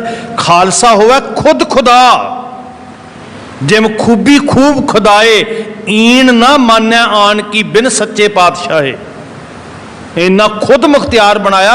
कहते अकाल तो बिना किसी दूजे की इन्नी मनता, झुकता नहीं किसी के अगे, केवल एक अकाल पुरख सच्चे पातशाह के अगे झुकता है। इदां दा खुद मुख्तियार बनाया। आ तैयारी सी साध संगत। रूहानीयता की शिखर, ज्ञान की शिखर, जोश की शिखर इदां घड़ रहे सी महाराज सिखां नूं। इदां बड़ा उच्चा मरतबा है खालसा होने का। वाहिगुरू करे साडे अंदर वो खालसा प्रगट हो सके, जू सकीए असीं वो खालस रूप हो के। साडे सिर ते साहिब हथ रखन, जिद्दां दा गुरु गोबिंद सिंह महाराज ने बनाया सी उदां दे असीं बन सकीए साध संगत जी। फिर सानू पता लगेगा भई पंथ दी चढ़दी कला ते सरबत दा भला की हुंदा है। निपुण कर रहे ने महाराज सिखां नूं, इदां तराश रहे हन। को अस कायर हवै जग माही। को अस कायर बुजदिल, जगत दे अंदर कौन ऐसा बुजदिल होवेगा। सौण पाठ हवै उत्साह ना जाहे। जैसी रचना महाराज रचदे, जिद्दां दे करतब सतगुरु कराउंदे, जिद्दां घाड़त घड़दे, बुजदलां दे अंदर सूरमता पैदा कर दी जी। कौन ऐसा कायर होएगा। को अस कायर हवै जग माही, सुन पठ वीरता मन में हवै उत्साह जै नाही। उन्हां दे अंदर सूरबीरता किवें ना आ जाए, उत्साह क्यों ना आ जाए। किहड़ा ऐसा बुजदल होएगा जिहदी काया ना कल्प कर देन गुरु गोबिंद सिंह महाराज। ਬੜਿਆਂ ਕੰਬਦੇ ਸੀ, ਸਿਰ ਝੁਕਾ ਕੇ ਜਿਉਂਦੇ ਸੀ, ਨੀਵੇਂ ਥਾਂ ਤੇ ਬੈਠਦੇ ਸੀ, ਪਿੰਡ ਦੇ ਲਹਿੰਦੇ ਪਾਸੇ ਬਸਤੀ ਬਣਾਉਂਦੇ ਸੀ ਅਗਲੇ ਵੀ ਇਹ ਨੀਵੀਂ ਜਾਤ ਦੇ ਨੇ। ਤੇ ਮਹਾਰਾਜ ਨੇ ਇੰਨਾ ਸਵੈਮਾਨ ਦਿੱਤਾ, ਕੇਵਲ ਇਹੀ ਨਹੀਂ ਕਿਹਾ ਮੈਂ ਇਹਨਾਂ ਨੂੰ ਪਾਤਸ਼ਾਹ ਬਣਾਵਾਂਗਾ, ਇਹਦੇ ਤੋਂ ਇੰਤਹਾ ਹੋ ਹੀ ਨਹੀਂ ਸਕਦੀ ਸਤਿਕਾਰ ਦੀ ਜਿਹੜੀ ਗੁਰੂ ਗੋਬਿੰਦ ਸਿੰਘ ਮਹਾਰਾਜ ਨੇ ਕੀਤੀ। ਮਹਾਰਾਜ ਕਹਿਣ ਲੱਗੇ ਇਨਹੀ ਕੀ ਕਿਰਪਾ ਕੇ ਸਜੇ ਹਮ ਹੈ, ਨਹੀਂ ਮੋਸੇ ਗਰੀਬ ਕਰੋੜ ਪਰੇ। ਮੈਂ ਮਾਫੀ ਮੰਗ ਕੇ ਕਹਿੰਦਾ ਅੱਜ ਬਹੁਤ ਸਾਰੇ ਲੋਕੀ ਇਸ ਗੱਲ ਤੇ ਲੜ ਰਹੇ ਆ। ਕਈਆਂ ਨੇ ਲੜਾਈ ਬਿਲਕੁਲ ਦਿਖਾਵੇ ਦੀ, ਡਰਾਮੇ ਦੀ ਲੜਾਈ ਬਣਾਈ ਹੈ ਵੀ ਅਸੀਂ ਗੁਰੂ ਗੋਬਿੰਦ ਸਿੰਘ ਦੀ ਬਾਣੀ ਨੂੰ ਮੰਨਦੇ ਹਾਂ ਜੀ, ਉਹ ਨਹੀਂ ਮੰਨਦੇ ਜੀ। ਜੇ ਮੰਨਦੇ ਆ ਤੇ ਆ ਜਿਹੜੇ ਜਾਤ ਪਾਤ ਵਾਲੇ ਵਿਤਕਰੇ ਪਾ ਰਹੇ ਨੇ ਨਾ, ਇਹਦੇ ਤੋਂ ਵੱਡੀ ਦੁਸ਼ਟਤਾ ਹੀ ਹੋਰ ਕੋਈ ਨਹੀਂ ਹੋਏਗੀ। ਝੂਠ ਬੋਲਦੇ ਨੇ ਉਹ ਲੋਕ ਜਿਹੜੇ ਕਹਿੰਦੇ ਵੀ ਅਸੀਂ ਮੰਨਦੇ ਗੁਰੂ ਗੋਬਿੰਦ ਸਿੰਘ ਜੀ ਦੇ ਬਚਨਾਂ ਨੂੰ ਆ, ਪਰ ਹੱਦ ਹੋ ਗਈ। ਅੰਮ੍ਰਿਤ ਛਕਾਉਣ ਲੱਗਿਆਂ ਵੀ ਵੰਡੀਆਂ ਤੱਕ ਪਹੁੰਚ ਗਏ। ਉਹ ਤੇ ਕਹਿੰਦੇ ਮੈਂ ਇਨਹੀ ਕੀ ਕਿਰਪਾ ਕੇ ਸਜੇ ਹਮ ਹੈ, ਮੇਰਾ ਤੇ ਵਜੂਦ ਹੀ ਕੋਈ ਨਹੀਂ। ਇਹਦੇ ਤੋਂ ਵੱਡੀ ਇੰਤਹਾ ਕੀ ਹੋਏਗੀ ਆਦਰ ਦੀ ਭਲਾ। ਇਹਨਾਂ ਕਰਕੇ ਮੈਂ ਆ, ਮੇਰੇ ਕਰਕੇ ਇਹ ਨਹੀਂ ਹੈ। ਇੱਦਾਂ ਸਤਿਕਾਰ, ਜਿਵੇਂ ਕੋਈ ਆਪਣੇ ਵੱਡਿਆਂ ਨੂੰ ਸਤਿਕਾਰ ਦਿੰਦਾ ਨਾ ਕਿ ਜੀ ਮੈਂ ਤੇ ਆਪਣੇ ਮਾਤਾ ਪਿਤਾ ਕਰਕੇ ਆ, ਗੁਰੂ ਸਾਹਿਬ ਜੀ ਨੇ ਆਪਣੇ ਤੋਂ ਵੱਡਾ ਮਰਤਬਾ ਦਿੱਤਾ ਖਾਲਸੇ ਨੂੰ ਸਾਜ ਕੇ। ਤੇ ਉਹ ਵੀ ਉਹ ਲੋਕ ਜਿਨ੍ਹਾਂ ਨੂੰ ਕਹਿੰਦੇ ਸੀ ਇਹ ਨੀਚ ਨੇ, ਇਹਨਾਂ ਦਾ ਦੀ ਬਸਤੀ ਵੀ ਲਹਿੰਦੇ ਪਾਸੇ ਚਾਹੀਦੀ ਹੈ ਜੀ ਪਿੰਡ ਤੋਂ। ਕੌਣ ਐਸਾ ਕਾਇਰ ਹੋਏਗਾ, ਕਿਹੜਾ ਐਸਾ ਬੁਜ਼ਦਿਲ ਕੋ ਅਸ ਕਾਇਰ ਹਵੈ ਜਗ ਮਾਹੀ, ਸੁਨ ਪੱਠ ਹਵੈ ਉਤਸ਼ਾਹ ਜਾਂ ਨਾਹੀ, ਜਿਹਦੇ ਅੰਦਰ ਜਜ਼ਬਾ ਨਾ ਆ ਜੇ। ਇਹਨੂੰ ਕਹਿੰਦੇ ਸੀ ਚਿੜੀਆਂ ਤੇ ਮੈਂ ਬਾਜ ਤੜਾਊਂ, ਤਬੈ ਗੋਬਿੰਦ ਸਿੰਘ ਨਾਮ ਕਹਾਊਂ, ਸਵਾ ਲੱਖ ਸੇ ਏਕ ਰੰਗ। ਇਹ ਕ੍ਰਿਸ਼ਮਾ, ਇਹ ਕਰਾਮਾਤ ਗੁਰੂ ਗੋਬਿੰਦ ਸਿੰਘ ਨੇ ਕੀਤੀ। ਕਾਇਰਾਂ ਨੂੰ ਸੂਰਮੇ ਬਣਾ ਦਿੱਤਾ।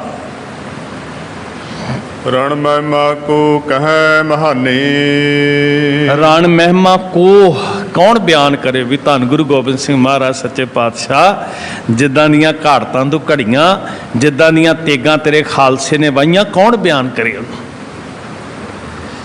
ਕੌਣ ਉਹਦਾ ਜ਼ਿਕਰ ਕਰੇ ਜੀ। ਸਾਧ ਸੰਗਤ ਜੀ, ਮਹਾਰਾਜ ਸੱਚੇ ਪਾਤਸ਼ਾਹ ਦੇ ਸ਼ੇਰ ਦੂਲਿਆਂ ਨੇ ਕੰਧਾਰ ਦੀਆਂ ਕੰਧਾਂ ਤੱਕ ਸਿੱਖ ਰਾਜ ਕਾਇਮ ਕੀਤਾ। ਅਫਗਾਨਿਸਤਾਨ ਨੂੰ ਫਤਿਹ ਕੀਤਾ, ਜਾ ਕੇ ਥੰਮ ਪਾ ਦਿੱਤੀ। ਜਿੱਧਰੋਂ ਕਦੀ ਦਰਾ ਖੈਬਰ ਤੋਂ ਹਮਲਾਵਰ ਆ ਕੇ ਹਿੰਦੁਸਤਾਨ ਨੂੰ ਲਤਾੜ ਕੇ ਜਾਂਦੇ ਸਨ, ਸਦਾ ਵਾਸਤੇ ਉਹ ਦਰਵਾਜ਼ੇ ਬੰਦ ਕਰ ਦਿੱਤੇ। ਪਰ ਓੜਕ ਵੇਖੋ, ਪ੍ਰਤੀਤ ਹੋਣੀ, ਕਦਰ ਹੋਣੀ ਬੜੀ ਜ਼ਰੂਰੀ ਹੈ, ਬਹੁਤ ਜ਼ਰੂਰੀ ਹੈ। ਅੰਤ ਇੱਕ ਦਿਨ ਉਹ ਵੀ ਫਿਰ ਆ ਗਿਆ ਜਿੱਦਣ ਸ਼ਾਹ ਮੁਹੰਮਦ ਦਾ ਇੱਕ ਸਰਕਾਰ ਬਾਝੋਂ ਫੌਜਾਂ ਜਿੱਤ ਕੇ ਅੰਤ ਨੂੰ ਹਾਰੀਆਂ।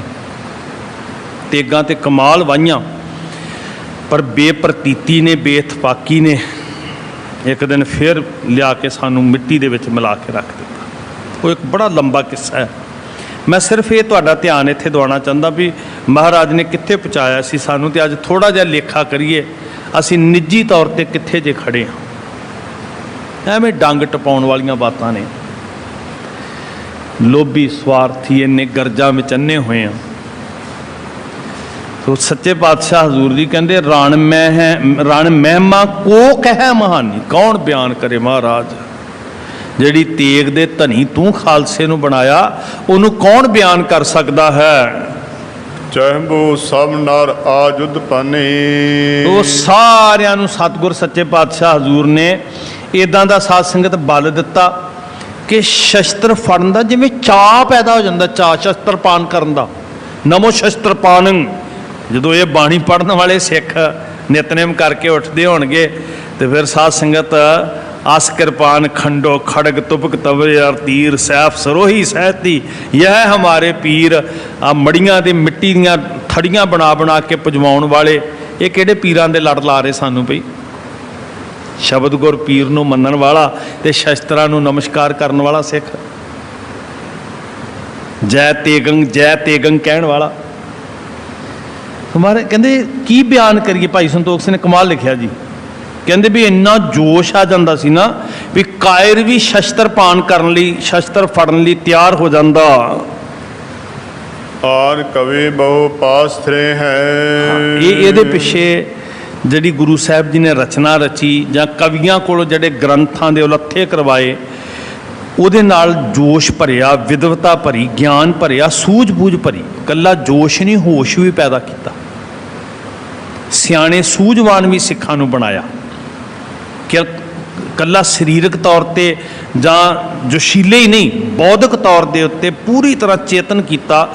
ਦੂਸਰੀਆਂ ਜੰਗਾਂ ਦਾ ਗਿਆਨ ਕਰਵਾਇਆ ਵੀ ਉਹ ਜੰਗਾਂ ਕਿਸ ਬੇਸ 'ਤੇ ਹੋਈਆਂ, ਕਿਵੇਂ ਲੜੀਆਂ ਗਈਆਂ, ਉਹਦੇ ਸੌਖੇ ਲੱਥੇ ਕਰਵਾ ਕੇ ਸਿੱਖਾਂ ਨੂੰ ਪੜ੍ਹਾਇਆ ਤਾਂ ਕਿ ਸਿੱਖਾਂ ਨੂੰ ਤਜਰਬੇਕਾਰ ਬਣਾਇਆ ਜਾ ਸਕੇ। ਅਨੇਕ ਭਾਂਤ ਕੀ ਗਿਰਾ ਕਰੇ ਹੈ। ਕਈ ਤਰ੍ਹਾਂ ਦੀ ਬਾਣੀ ਰਚੀ ਜਾਂਦੀ, ਕਈ ਕਵੀ ਬਾਣੀ ਰਚਨ ਵਿੱਚ, ਕਵਿਤਾ ਰਚਨ ਵਿੱਚ ਲੱਗੇ ਹੋਏ ਸਨ। ਮਨ ਭਾਵਤ ਬੋਲ ਹੈ ਪਦਾਰਥ। ਹਾਂ, ਇਹ ਸੀ ਗੁਣੀ ਲੋਕਾਂ ਦੀ ਕਦਰ। ਮਹਾਰਾਜ ਕਦੀ ਕੰਜੂਸੀ ਨਾ ਕਰਦੇ। ਜੇ ਗੁਣਵਾਨ ਲੋਕ ਆਉਂਦੇ ਨਾ, ਮਨ ਭਾਉਂਦੇ ਉਹਨਾਂ ਨੂੰ, ਫਿਰ ਪਦਾਰਥਾਂ ਨਾਲ ਸਤਿਗੁਰੂ ਨਿਵਾਜਦੇ। ਦਰਬ ਦੀਲੇ ਪੁਰਵੈ ਸਵਾਰਥ। ਜੋ ਉਹਨਾਂ ਦਾ ਸਵਾਰਥ ਹੁੰਦਾ, ਜਿੰਨਾ ਧਨ ਚਾਹੀਦਾ ਹੁੰਦਾ, ਗੁਰੂ ਪਾਤਸ਼ਾਹ ਜੀ ਕਦੀ ਵੀ ਇਸ ਪਾਸੇ ਤੋਂ ਹੱਥ ਨਾ ਘੁੱਟਦੇ। ਜੋ ਮੰਗਦੇ ਉਹੀ ਬਖਸ਼ ਦਿੰਦੇ। ਭਾਰਤ ਕੇ ਗਨ ਪਰਬ ਉਦਾਰਾ। ਸੋ ਸਾਰੇ ਹਿੰਦੁਸਤਾਨ ਭਰ ਚੋਂ ਭਾਰਤ ਜਿਹੜੇ ਸੀ ਨਾ ਗੁਣੀ ਲੋਕ ਆਏ, ਤੇ ਖਾਸ ਕਰਕੇ ਮਹਾਭਾਰਤ ਆਦਿਕ ਜਿਹੜੇ ਗ੍ਰੰਥ ਸੀ ਉਹਦੇ ਅੰਦਰ ਜਿਹੜੇ ਯੁੱਧ ਦੇ ਵਰਣਨ ਸੀ। ਹੁਣ ਮੰਨ ਲਓ ਵੀ ਅਸੀਂ ਕਿਸੇ ਦੇਸ਼ ਦੇ ਰਾਜਨੀਤਿਕ ਹਾਲਾਤ ਪੜ੍ਹਦੇ ਹਾਂ, ਤੇ ਉਹਦਾ ਮਤਲਬ ਇਹ ਨਹੀਂ ਹੁੰਦਾ ਵੀ ਅਸੀਂ ਉੱਥੇ ਜਾ ਕੇ ਰਾਜਨੀਤੀ ਕਰਨੀ।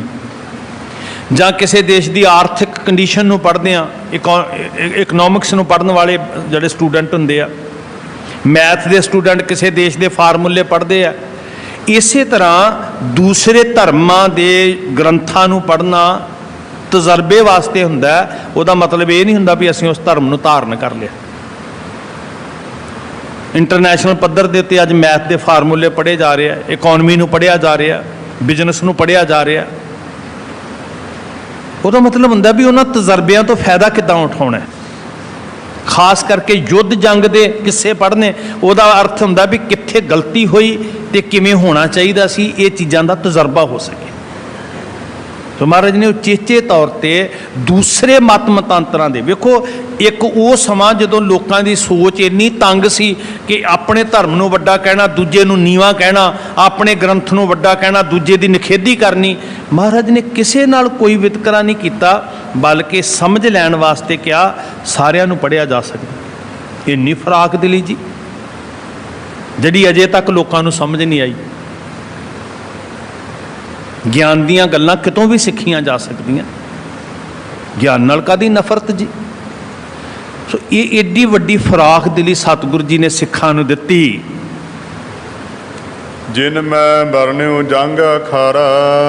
ਉਹ ਅਧਿਆਏ, ਉਹ ਕਿੱਸੇ, ਉਹ ਬਿਰਤਾਂਤ ਜਿਨ੍ਹਾਂ ਵਿੱਚ ਖਾਸ ਤੌਰ 'ਤੇ ਜੰਗ ਦੇ ਤਜਰਬਿਆਂ ਦਾ, ਜੰਗ ਦੇ ਹਾਲਾਤਾਂ ਦਾ ਜ਼ਿਕਰ ਸੀ, ਉਹਦੇ ਇੱਕ ਸੌਖੇ ਅਨੁਵਾਦ ਕਰ ਕਰਕੇ ਸਤਿਗੁਰੂ ਜੀ ਨੇ ਸਿੱਖਾਂ ਨੂੰ ਜਾਣੂ ਕਰਵਾਇਆ। ਸੋ ਕਵੀਆਂ ਤੇ ਕਹਿ ਬਨਵਾਏ। ਬੜੇ ਕਵੀ ਲਾਏ ਸੀ, ਆਪ ਤੇ ਰਚਨਾ ਕੀਤੀ ਮਹਾਰਾਜ ਨੇ, ਕਵੀ ਵੀ ਬਹੁਤ ਰੱਖੇ ਸੀ। ਜਿਹੜੇ ਮਨਾਮੂਹੀ ਗ੍ਰੰਥ ਲਿਖੇ, ਉਹ ਬਹੁਤ ਸਾਰੇ ਕਵੀਆਂ ਕੋਲੋਂ ਅਨੁਵਾਦ ਕਰਵਾਏ। ਅਨੇਕ ਛੰਦ ਸੁੰਦਰ ਬਿਦ ਗਾਏ। ਬੜੇ ਬੜੇ ਸੋਹਣੇ ਛੰਦਾਬੰਦੀ।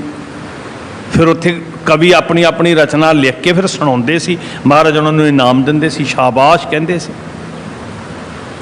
ਇੱਦਾਂ ਗੁਣੀਆਂ ਦੀ ਮਹਿਫਲ ਲੱਗਦੀ ਸੀ, ਗੁਣਵੰਤੇ ਲੋਕਾਂ ਦੀ, ਤੇ ਸਤਿਗੁਰੂ ਜੀ ਉਹਨਾਂ ਦੀ ਕਦਰ ਕਰਦੇ ਸਨ। ਸ਼੍ਰੀ ਅਜੀਤ ਸਿੰਘ ਆਨੰਦ ਬਿਲੰਦ।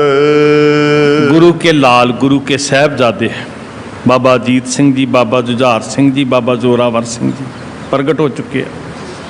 ਉਹ ਬੜੇ ਆਨੰਦ ਨਾਲ, ਬਾਬਾ ਅਜੀਤ ਸਿੰਘ ਜੀ ਵੱਡੇ ਨੇ ਸਾਰਿਆਂ ਤੋਂ, ਉਹ ਪੂਰੀ ਤਰ੍ਹਾਂ ਹਰ ਗੱਲ ਦੀ ਸੂਝ ਰੱਖਦੇ ਹਨ। ਬੈਠੇ ਨਿਕਟ ਪਿਤਾ ਸੁਖ ਕੰਦ। ਸੁੱਖਾਂ ਦੇ ਦਾਤੇ ਧੰਨ ਗੁਰੂ ਗੋਬਿੰਦ ਸਿੰਘ ਹਜ਼ੂਰ ਦੇ ਕੋਲ ਆ ਕੇ, ਕਿਉਂਕਿ ਵਿਦਵਤਾ ਦੀਆਂ ਬਾਤਾਂ ਹੁੰਦੀਆਂ, ਤੇ ਮਹਾਰਾਜ ਜੀ ਬਾਬਾ ਅਜੀਤ ਸਿੰਘ ਜੀ ਨੂੰ ਵਿਦਿਆ ਵਿੱਚ ਪੂਰਾ ਨਿਪੁੰਨ ਕਰਨਾ ਚਾਹੁੰਦੇ ਸੀ। ਯੁੱਧ ਦੇ ਤਜਰਬੇ, ਪੁਰਾਤਨ ਗ੍ਰੰਥ, ਪੁਰਾਣਾ ਇਤਿਹਾਸ, ਉਹਦੇ ਤੋਂ ਮਹਾਰਾਜ ਜੀ ਪੂਰੀ ਤਰ੍ਹਾਂ ਜਾਣੂ ਕਰਵਾਉਣਾ ਚਾਹੁੰਦੇ ਸੀ। ਤਾਂ ਕੋਲ ਸਤਿਗੁਰੂ ਜੀ ਬਿਠਾ ਲੈਂਦੇ। ਖੇਲਤ ਸ਼੍ਰੀ ਜੁਝਾਰ ਸਿੰਘ ਆਵੇਂ। ਸਾਹਿਬਜ਼ਾਦਾ ਬਾਬਾ ਜੁਝਾਰ ਸਿੰਘ ਜੀ, ਉਹ ਵੀ ਭਾਵੇਂ ਬਾਬਾ ਅਜੀਤ ਸਿੰਘ ਤੋਂ ਉਮਰ 'ਚ ਛੋਟੇ ਸਨ, ਪਰ ਜਦੋਂ ਇਦਾਂ ਦੀਆਂ ਗਿਆਨ ਦੀਆਂ, ਵਿਦਵਤਾ ਦੀਆਂ ਬਾਤਾਂ ਹੋਣੀਆਂ, ਤਜਰਬੇ ਦੀਆਂ ਗੱਲਾਂ ਹੋਣੀਆਂ।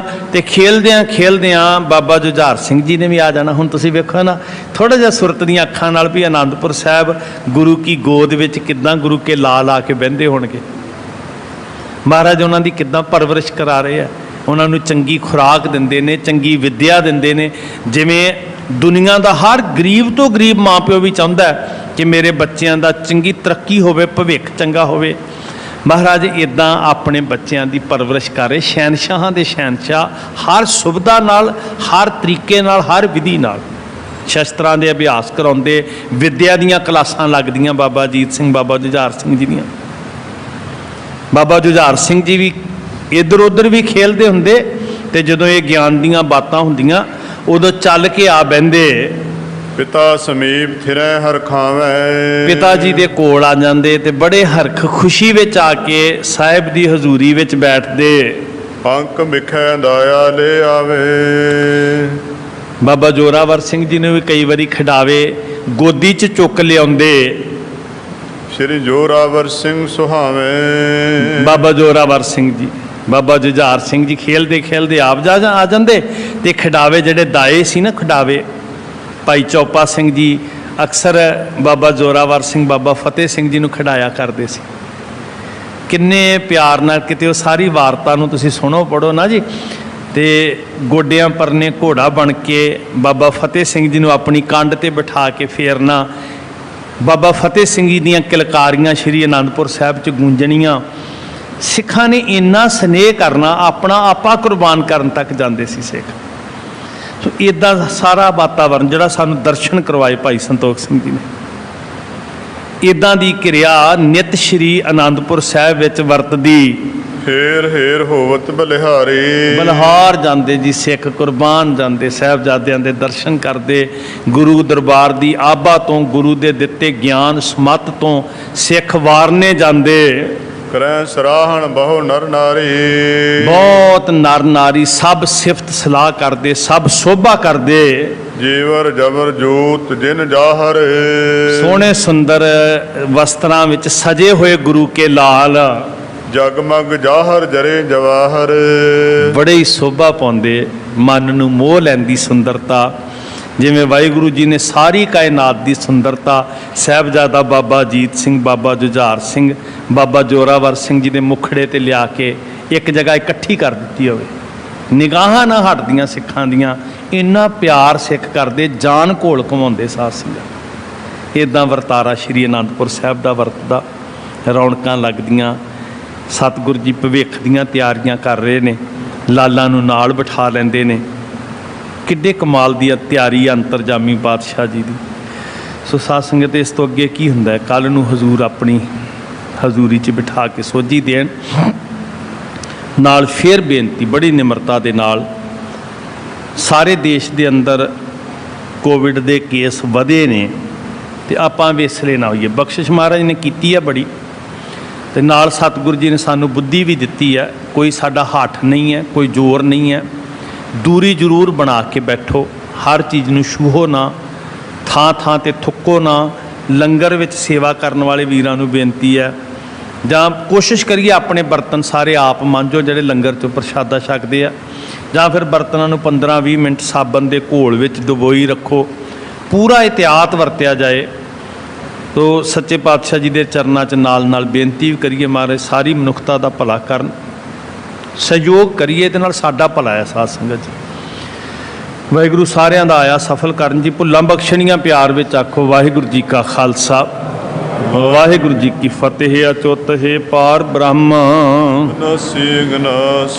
ਹੇ ਪੂਰਨ ਹੈ ਸਰਬ ਮਹਿ, ਜਨ ਗੁਣ ਤਾਸ। ਹੇ ਸੰਗੀ ਹੈ ਨਿਰੰਕਾਰ, ਨਿਰਗੁਣ ਸਭ ਟੇਕ। ਹੇ ਗੋਬਿੰਦ ਹੈ ਗੁਣ ਨਿਧਾਨ, ਸਦਾ ਵਿਵੇਕ। ਹੇ ਅਪਰੰਪਰ ਹਰਿ ਹਰੇ, ਹੋਣਾਰ। ਹੇ ਸੰਤਾਂ ਕੈ ਸਦਾ ਸੰਗ।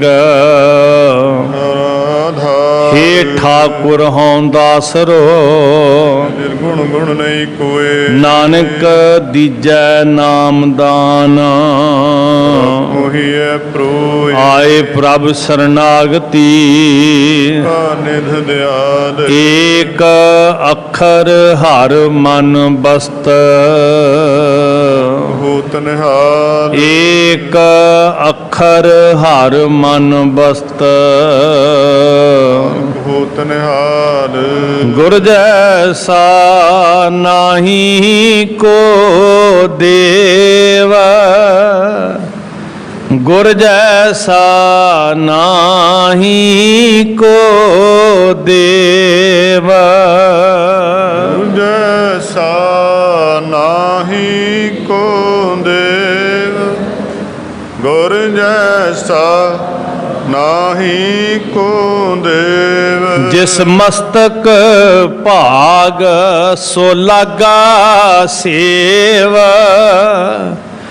जिस मस्तक भाग सो लागा सेव ਮਸਤਕ ਭਾਗ ਸੋ ਲਾਗਾ ਸੇਵ ਜਿਸ ਮਸਤਕ ਭਾਗ ਸੋ ਲਾਗਾ ਸੇਵ गुर जैसा नाही को देव गुर जैसा नाही को देव ਗੁਰ ਜੈਸਾ ਨਾਹੀ ਕੋ ਦੇਵ ਗੁਰ ਜੈਸਾ ਨਾਹੀ ਕੋ ਦੇਵ ਵਾਹਿਗੁਰੂ ਜੀ ਕਾ ਖਾਲਸਾ ਵਾਹਿਗੁਰੂ ਜੀ ਕੀ ਫਤਿਹ। ਸਤਿ ਸ਼੍ਰੀ ਅਕਾਲ। ਵਾਹਿਗੁਰੂ ਜੀ ਕਾ ਖਾਲਸਾ ਵਾਹਿਗੁਰੂ ਜੀ ਕੀ